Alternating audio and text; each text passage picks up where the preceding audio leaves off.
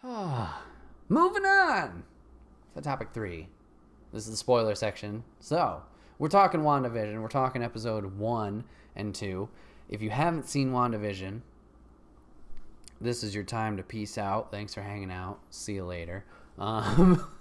We were talking full spoilers of WandaVision, full thoughts, full guesses, hypotheses. I don't know. We're talking all of it. Overall, I thought it was okay. But yes, this is your time to leave. See ya. If you did see it, please, once we get a little bit into the conversation with it, I want to kind of chat with you guys, see what you guys think. Feel free to share your thoughts in there. See if maybe we had some different thoughts on it. And if you're not a Marvel fan and you don't care, cool, stick around. But yeah. All right, so now we're talking about WandaVision. So I watched this as of recording. Started maybe an hour and a half ago. No, 2 hours ago, because I had a few minutes in between. So it's fresh in my brain. Am I still going to forget things? Oh, hell yeah. But it's fresh in my brain. Overall thoughts when seeing this series. Going into it, we knew it was going to have that 50s style, older aesthetic of like how they're going to present it, which I was fine with. Watching it, it's not bad. I'm just intrigued, maybe is the right word, of like why they decided to present it this specific way. It's not that the story is bad. It's not that the episodic, like, this is our problem of the week type thing is bad. It's just, I don't know. It wasn't like, not edge of my seat, but I feel like other series that I've watched, you're more in tune or attentive to what's going on, if that makes sense. Dropping frame. So I'm just, I don't know, confused, I guess, in that way of like, it's not bad. I just wasn't keyed in. I don't know. Hopefully you guys understand what I'm trying to say. I think the really appealing part of this series is going to be how this interweaves with everything. And also what's the bigger picture here? So, as we know, or what we can perceive from trailers and announcements in the series, Wanda is now dealing with Vision being dead. And this is her way of coping with it. Originally, I think a lot of us thought, like, this is going to be her mental state. Like, she's produced this fake world where her and Vision can live happily together in her head, and like she's chosen this as her reality, essentially, I guess.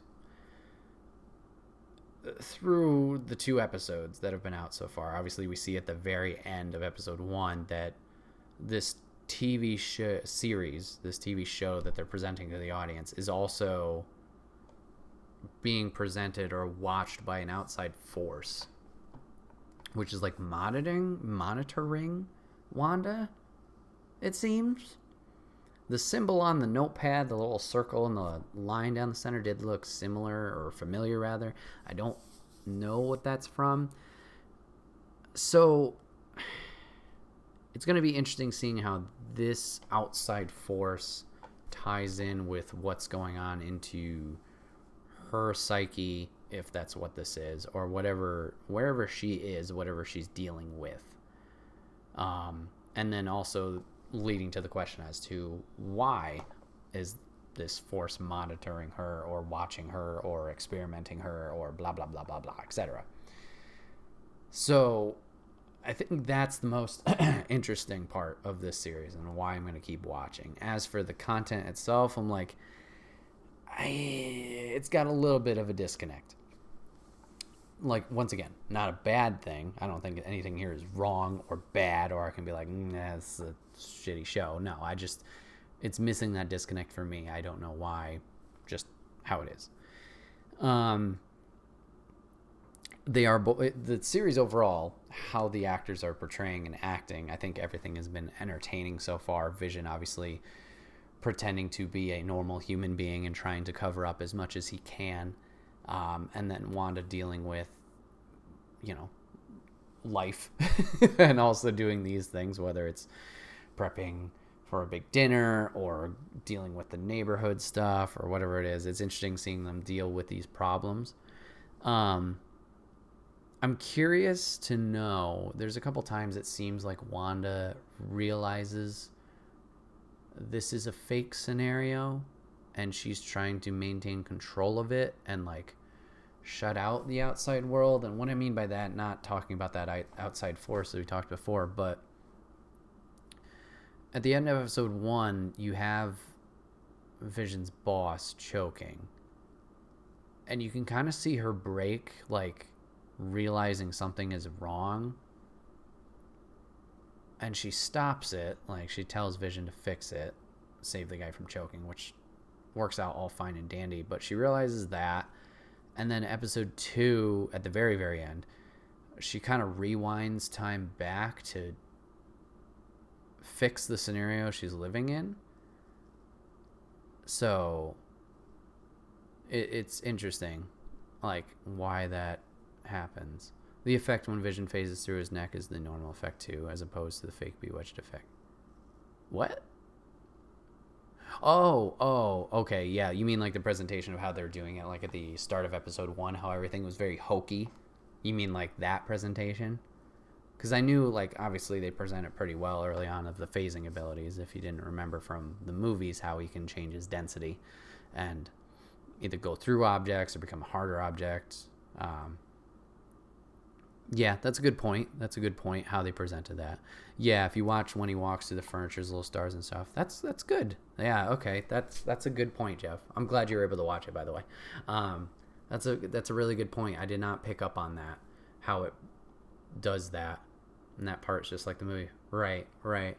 Huh, okay. So yeah, it's not this fake world.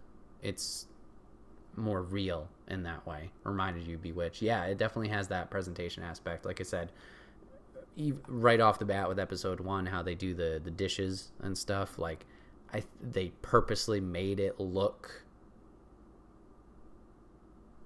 mysterious or whatever, or not mysterious, purposely made it look aged, I guess. I don't understand why she's magical now. She's always had, the hex powers are very, at least in the comics, they're very open-ended, I guess you could say. She's able to do quite a bit, and they've limited. She eats. I don't know why the fridge was empty. Yeah, that was weird. I mean, Vision doesn't, because he's a robot. But yeah, it's always been very open-ended. I think how they treated it in the movies, it's like a progression thing of like how she's learning her powers, or maybe expanding on what she's able to do. So maybe that's why they're kind of growing on like the abilities over time of what she's able to do and perform. So yeah, it's interesting, like, to know or to think about, like, is she doing this herself? Like we thought early on, of this fake reality to escape this unfortunate event with Vision dying?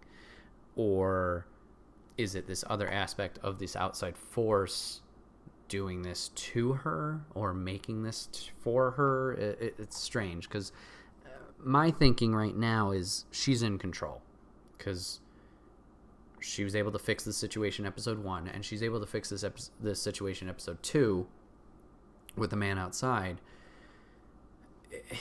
It's confusing. So there's that.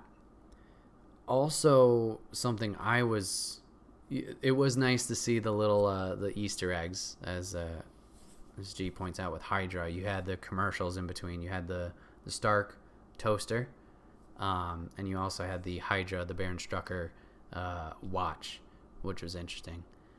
Pretty sure it's a sword logo in there. Okay, was that the circle and the line? Was that sword? Because like I said, I thought it looked familiar, but I couldn't match it. If it is sword, that's gonna add.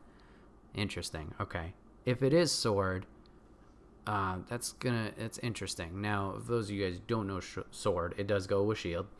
But it's like more of their space program from the limited knowledge I know, I think. So if that's the case, it's interesting why Sword/Shield would be monitoring her. Now, the thing I could think of is the loss of vision has affected her so much. Obviously, we didn't see in the movie. She seemed pretty low-key at Stark's funeral.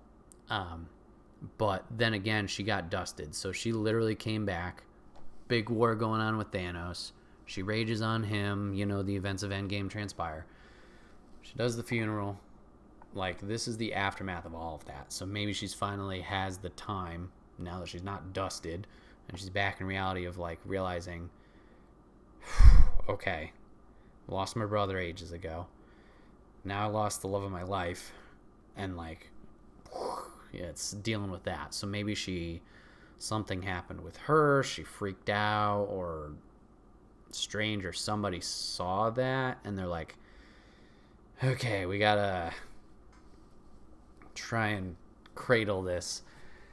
Which, if that is the case, that could bite them in the ass for sure. Seems to have the Mind Stone back. Yeah, I thought they were playing on that joke of, like, he was hiding it with his brimmed hat. The reason I think he has the Mind Stone back, I think that was just like that's the last, well, I mean, that's how she knew him, obviously. So I was thinking, like, that's how they're going to portray him. Either it's her herself going to portray him, or the outside force is going to portray him as she knew him. So that would make sense as to why he still has the Mind Stone. I don't think it's literally the Mind Stone. I think it's just how he is presented. So yeah, if it is them trying to coddle her, or, whatever it is, I can only see that going bad.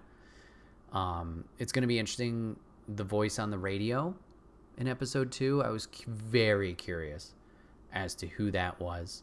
I tried my best to, like, figure out if it sounded familiar.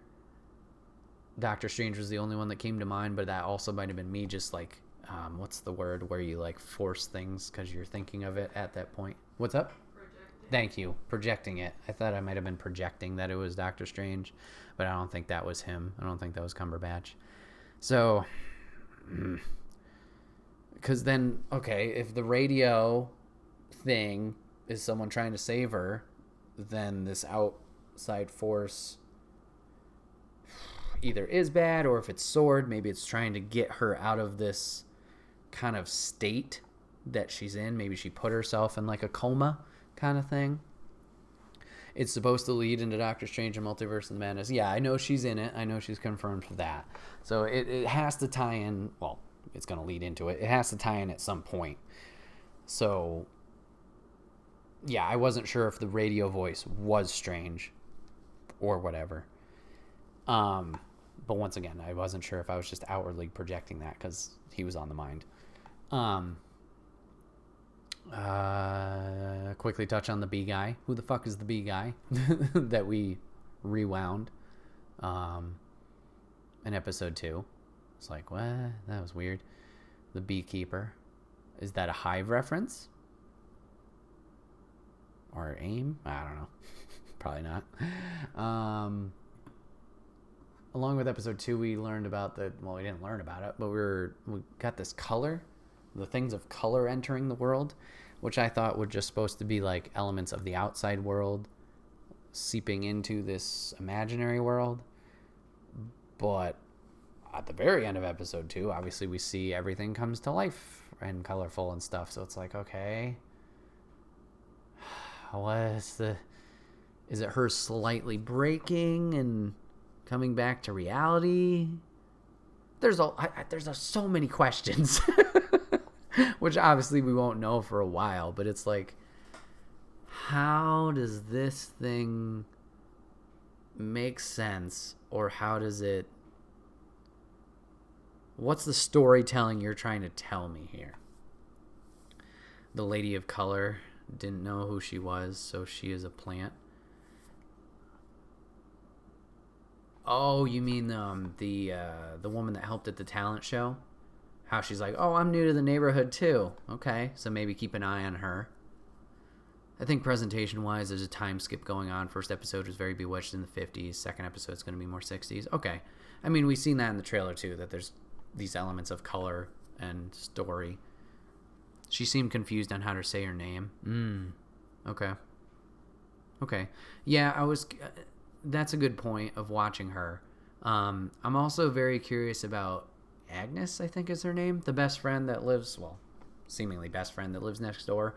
Like, is this supposed to be like a Peggy Carter situation with Captain America? Like, we're easing you back into reality and she's actually like an agent?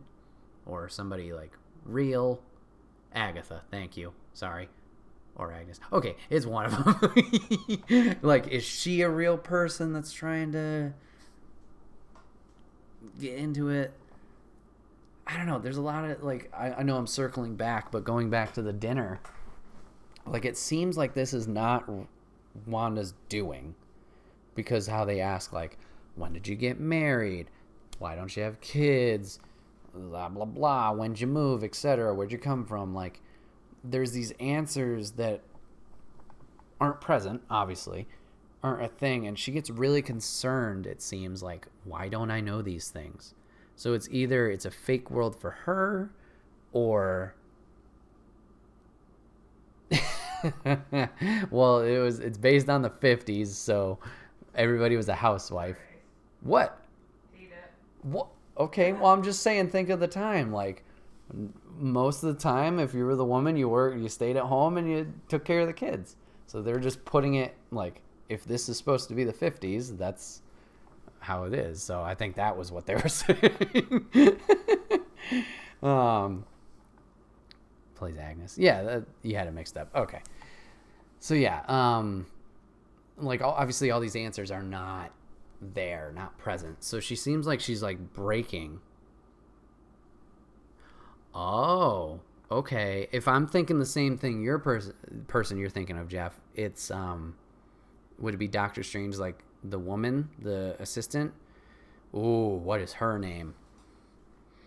I only know her from fucking Marvel Ultimate Alliance 1. If so, interesting. That's true. Your role is to be a good wife. Make 5-course meals and shit. Okay, that could be interesting.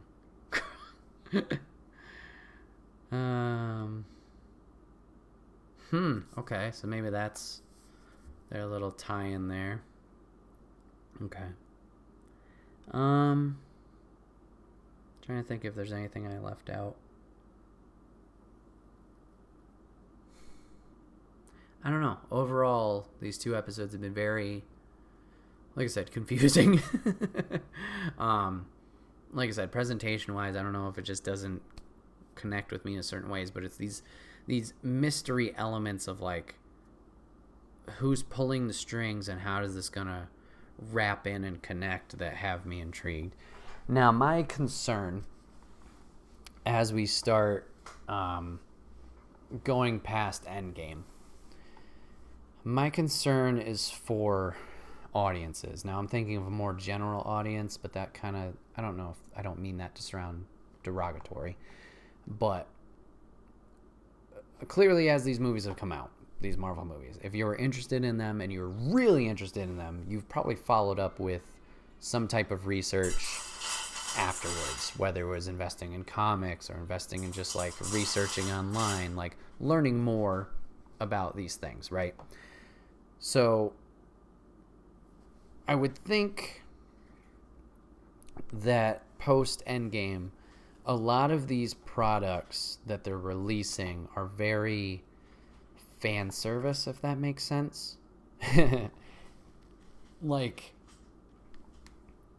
okay, you're a comic book fan, Secret Invasion, you love that story, so we're going to make a Secret Invasion series. Hey, you like House of M, which is a Marvel mutant story. That's kind of what we're kind of not really getting with WandaVision, but it has elements of it. Here, this is for you. Like, with it being very fan servicey, maybe it's just these TV series that are fitting that.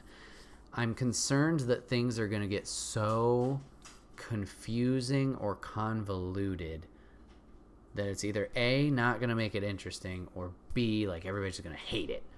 Like another series that's eventually going to happen, the Loki series. I don't know when it drops. That Loki is not the Loki from the movies. It's the Loki that we saw in Endgame that was part of the first Avengers, but he escaped, and now he's this. So now, like, we have this separate Loki. It's still... Kate's looking at me already lost. This is why I don't try and get into these, because who the fuck knows what's going on? Well, B, look at Game of Thrones in you. That's a whole web, too. Well, yeah, but it's one consistent universe where the characters... True, yes. That's what I'm saying. That's what I'm saying right now, is like...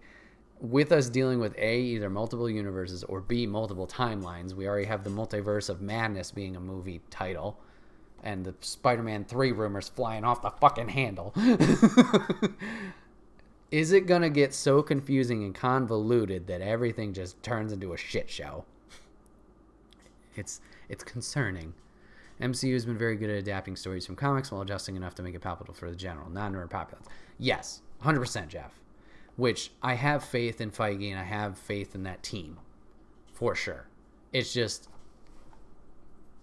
I just want to voice my concerns and my fears. I'm not doubting them in any capacity. I'm just, it's one of those things you're not going to know until it's like you're past it kind of thing. So that's just me. Fair enough. Making multiple universes version of characters instead of just a cash grab coming from someone who hasn't seen any of these, so take it for what you will.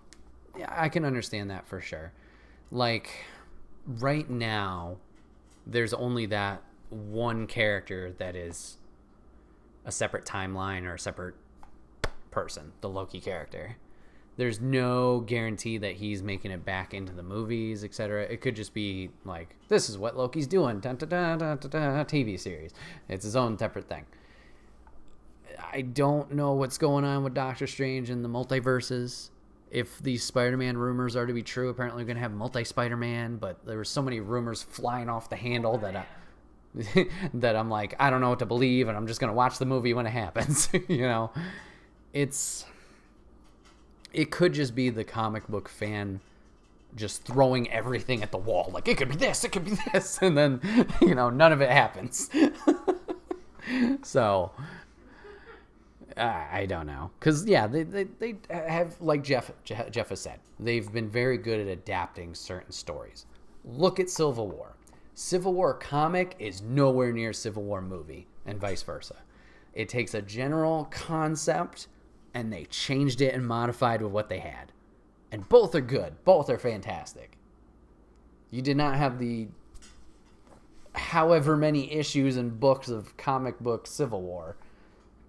You didn't have all those characters. Obviously, we didn't have mutants involved. We didn't have this and that and the other thing. We didn't have Peter Parker saying his identity. You had the movie version, and we luckily enough got Spider-Man, thanks to the graces of God. But, we didn't have mutants. We didn't have the fucking fake ass Thor breaking shit. We didn't have or fake Thor killed a guy. We didn't have these characters to use, so they made it and adapted it to something different, and it was good. So I think that's the same thing with Secret Wars, like Secret Invasion, excuse me. Secret Invasion's not going to be the comic book one. They're just taking, I think from what I know, is Nick Fury and Talos from Captain Marvel, or Miss Marvel, and doing some kind of buddy cop thing with them. So it's like, okay, it'll be something different. And I'm fine with that. Because, like, if it was just a point-to-point retelling of a story, yeah, it'd be cool, but is it that interesting? I kind of like this mystery aspect of, like, it's fresh, it's new, if that makes sense. So, yeah. Ooh, there's a lot going on. I don't know. And this is just the start of Phase 4. Like, we still don't have the Black Widow movie out, sadly. Like, obviously, that's backstory, so hopefully that doesn't add too many punches out of nowhere. I think the only thing that will be coming from that is Taskmaster still around, and we're establishing him. Maybe Black Widow's getting replaced, which I think is dumb. But, you know, whatever. It's going to be interesting to see, obviously, how this continues to play out week by week. One more episode. And then, I mean, Marvel stuff all ties into each other. So, like Jeff mentioned earlier, it'll be interesting to see how it ties into Doctor Strange's movie. It's going to be interesting to see how the other series play out and if they tie in or directly go, like we talked with the Loki one, does it directly do it or is it just his own side story? I don't know. I wanted to circle back. I started bringing it up, but oh no, I talked about the things of color, thinking it was the real world. Was the helicopter that dropped in, that was a Stark one too. So I'm interested why Stark has shown up twice. I mean, we got the Hydra thing. I don't know if there were other Easter eggs of like different things popping up. We do have, obviously, Wanda's pregnant now out of nowhere, so we'll be chasing that. I assume the kids will be either next episode or soonish, you know, so we'll have that to play with. If anybody knows the events of House of M, it's essentially Wanda goes crazy and makes a world that is only mutants. And the reason she did that is because it gets convoluted like all comics, but she had kids with Vision. It turns out the kids were just fake illusions, and she broke because they were fake and they died. Like, they were taken away from her. So if they are going to do that with the kids, once again, this is going to be a bad situation for whoever pulls her out of this. I was just saying, Jeff, we had obviously the two Stark references. We had the toaster, we had the helicopter, and then we had the Baron Strucker Hydra watch. I was just saying, I don't know if there's any other Easter eggs I might have missed or signs or whatever. They talked about Sokovia, I guess, which is where she lived. I just talked about the kids.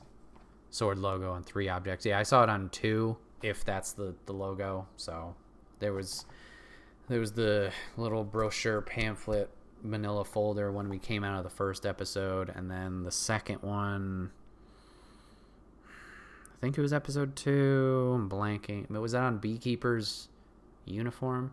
For the Children. Yeah, that was a weird cult thing. I thought that was just like a hiccup in whatever reality this was. Is that supposed to represent something? For the Children? That was weird.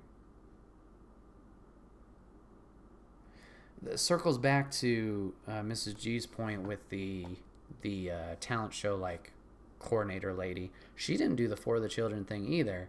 Like, she said, oh, I didn't say anything because I didn't want to disrupt or whatever. So, monitoring the first episode, yeah, I saw it on the manila folder. There was the okay, it was on the helicopter toy and the Beekeeper. Okay, gotcha. Double checked. There aren't any kids in any scene. Oh, that's a good point. No kids. No one will question her pregnancy and her being so pregnant. Well, I think that was so they had the gag with them getting together in the beginning of episode 2. But I think that might have,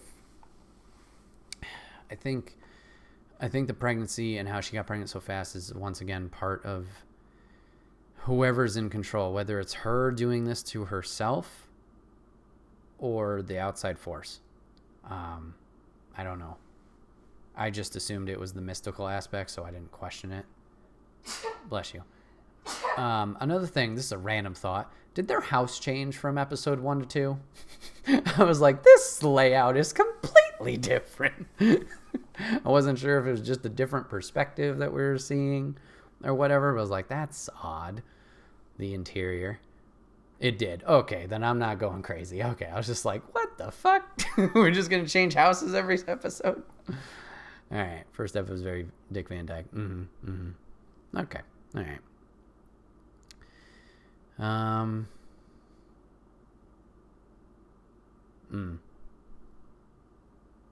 The color, yep.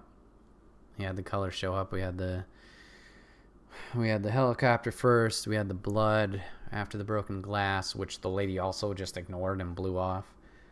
And then obviously the end. of them changing everything. The red of the blood. You might still be going crazy though, probably. Oh yeah, the beep. Mm-hmm.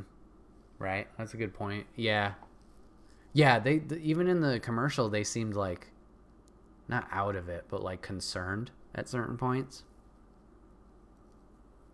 Yeah. I don't know. It's going to be interesting to see, like I said, where the series goes from here. It's going to be rough going back to week episodes. The people in the commercials were the same too? Really? I'll have to go back and watch or check that out. I know it was the man and the woman, obviously in the first one. The second one was the watch. Did we see their faces? I'm assuming we did if you're saying they're the same people. Maybe I just kind of blanked out on that. If so, is this outside force like interjecting these commercials, which is weird, into Wanda's psyche of like, this is a TV show that you're living? Escape realism? That just adds another puzzle piece. Huh. All right, maybe it's worth a rewatch. Maybe I'll have to rewatch it and see if I can pick up anything the second time through. A little bit more. How do we know which day it'll be on? I think it's releasing every Friday. Like Friday early. So Thursday into Friday. So 3 a.m. Eastern, I think they drop. Why is it released at such a weird time? Because it's 12 midnight, California. Oh. Yeah. So yeah, Friday's new episodes will be out. Yep. This is the only double episode, so don't get excited. It'll be one episode from here. Could also be pulling from the more recent Vision comic as opposed to House of M. Okay. Yeah, my comic knowledge is very limited. I've read here and there, but I sadly do not. The most in tuned I got into comics was when they were doing Secret War 2 with all the different branching storylines. I don't think they're here, but I have a bunch of different of those 5-issue runs. They were a lot of fun. Vision literally tried to have a family, a nice house in the suburbs. That makes sense. I mean, they pull from everything. It's impressive. They know their stuff. They're very in tune. Oh, boy. But yeah, excited to see more. Excited to keep talking with you guys about it. I don't know if I'll keep doing this on podcasts because obviously we're going to get guests on. But maybe I'll interject a fourth topic. Okay, we're talking about episode 3 and 4 now. We're talking about 5 and 6. I don't know if I'll keep up with this on podcast, but maybe, because this was a good conversation with you guys, especially those of you who watched it. Hopefully those of you guys who didn't watch it are just like Kate over there like, what the fuck? Yeah, but hopefully you're entertained. That's the main thing. Thanks for hanging out. But yeah. Yep. Well, I appreciate everybody hanging out. This has been another episode of the Wait, What Are We Talking About podcast. Thank you so much for hanging out. My name is Bret, aka Enigma9011. Appreciate you guys watching and listening to the podcast today. If you want to catch it live, like Jeff, Mrs. G, New York to SoCal, Lady in Wonderland, Acario, all did today. You can join over on twitch.com/Enigma9011 every other Saturday at 8 p.m. Eastern, where we talk about random topics for you. You can join in the chat, have some fun with us. If you can't catch it live, that's okay. It's put over on YouTube and SoundCloud the following week, where it's either broken topic by topic or put as one big video or MP3 the following Friday for your amusement. Last but not least, merch store. You can get all of your swag over there, t-shirts, cups, backpacks, and more. Rep the brand, support us. It would be greatly appreciated. Viewers, listeners, chat, I appreciate you guys hanging out with me, talking about stuff, having a good time. We will see you guys on the next one. Take care.